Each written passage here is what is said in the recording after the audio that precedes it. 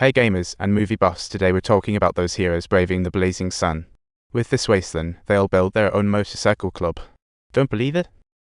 A mysterious old man, penniless except for an apple, stared at it thoughtfully. Suddenly, a grey-robed figure glided by like a ghost. Panicked, he stumbled and fell flat. The apple on the ground was taken by the mysterious figure. As he approached, he found the girl in the grey robe was his acquaintance, the hobbit Nori. The old man shook his head, thinking, I don't want to deal with these mysterious people. In an instant, Nori transformed into a mysterious stranger, and two women in white robes quickly surrounded him. Just as the mysterious old man was at a loss as to what to do, those women dressed in white attempted to assist him in recovering his memory. It was truly like a scene taken directly from a fairy tale. The old man took a zodiac sign from his pocket, saying it guided him home. The woman in white gave him a plate. Welcome to Runeland. Unveil your identity or Sony. Only by finding his true identity can he regain memory and powers. Their mission is to bring him back. After hearing all this, the mysterious old man seemed to have an epiphany. It was like a light bulb moment. He wildly called upon the winds and rains, but the white-robed woman quickly cast a spell, putting him into a temporary slumber. It was a full-on stop that operation. It tied up the old man to calm him. Norris grew pale, watching in shock. They concocted a plan to distract the two white ladies, seizing the opportunity to untie the mysterious old man. Little did they know, the white cloud had seen through their scheme, posing as an old man to lure them out to superhero vs. villain clash. Just as they were about to pounce on Nori, the sky rumbled, and a whirlwind formed, as the mysterious old man strutted in with style, unleashing a furious shout and slapping the two white ladies like they were mud on his shoes. Subtitles. Another individual in white swiftly rushed forward, restraining him in mid-air with a staff, resembling nothing less than a magical courier. Meanwhile, Nori threw stones from the shadows to disrupt her. What a little mischief angel. He approached the campfire, snatched a couple of flames, and used magic to ignite the surrounding trees, turning the whole Ditterman into a barbecue. The old man's fingers flickered with flames. The forest erupted into a fire-sea, a true forest bonanza. The hobbits lost their hiding spots, and Nori picked up the staff to hand it to the old man, but he quickly urged Nori to keep his distance, afraid of magical malfunctions. Nori firmly said, identity's yours to decide, and told the old man, I believe you're good. Just when the three hobbits were ready to face the kiss of death, the mysterious old man, staff in hand, stood tall again, just like a superhero ready for round two. He seemed to regain some memory, pointing at the three white ladies and magically revealing their true forms. What a magic show.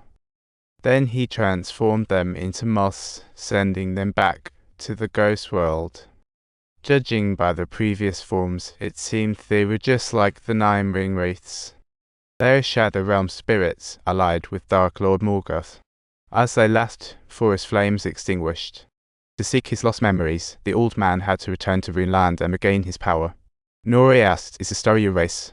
The old man replied, oh, the story embodies. This revelation clearly hinted at his true identity. He was none other than the famed grey wizard Gandalf. Gandalf was the only wizard to have interacted with hobbits. The other 4 had never been here. Rumor has it he arrived in Middle-earth in the Second Age, but that doesn't stop the crew from adding in this iconic character. From the battle scenes, his magic looked incredibly familiar. Gandalf's image had already been etched into our heart. Perhaps the setup better captures audience emotions. Back at camp, Nori announced leaving the clan. He chose to adventure with the mysterious old man. The world's vast, he wanted to explore. This part was just like Gandalf inviting Bilbo on an adventure. The season finale of The Rings of Power brought a huge twist. The Sauron everyone sought was nearby. The emergence of the 3 elven realms validated the trilogy's poem. Under the skies, 3 elf kings hold the power, and 7 lords are gathered in the 10 halls. Those who succumb to this world shall earn 7 horns, and the atmosphere chills with dark lords in thrones. With the birth of the Shadow Realm, let's see how the Elven Realms came into being. Last episode, humans in the south faced a volcanic eruption region shrouded in darkness, apocalyptic. Celebrimbor brought the wounded Halbrand to the Elven Realm of Eregion, where the craftsmen were bustling about. Meanwhile, Elrond and Celebrimbor were deep in discussion about the plans to save the Elven race, and the tension was palpable. Because the dwarves refused to provide the needed mithril, the mission seemed doomed. Suddenly, Galadriel interrupted the two, exasperatedly asking, "Careful." With the elves' help, Halbrand quickly recovered. Later that night, Celebrimbor was deep in thought in the forge. Halbrand suddenly strode in, expressing his admiration for Celebrimbor. In turn, Celebrimbor shared his worries. He needed to create a powerful energy source to save the elves in Middle-earth, but he was short on mithril, only having a small fragment left. That's when Halbrand offered an idea. Combining mithril with metals could enhance its quality. This revelation made Celebrimbor's eyes light up. The next day, the High King of the Elves personally inspected a region, and Celebrimbor reported on their work progress. Due to current deficiencies, he decided to make a crown, infusing it with incredible power not of the flesh, but allowing it to control the flesh.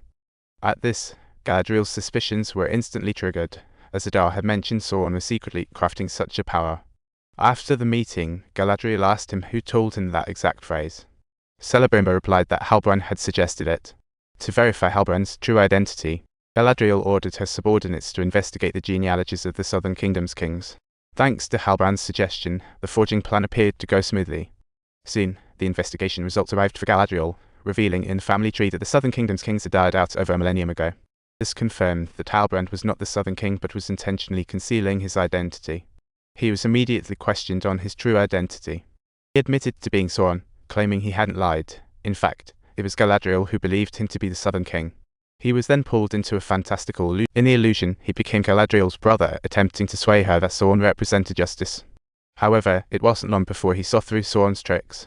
The scene shifted, returning him to the first encounter with Sauron on that little wooden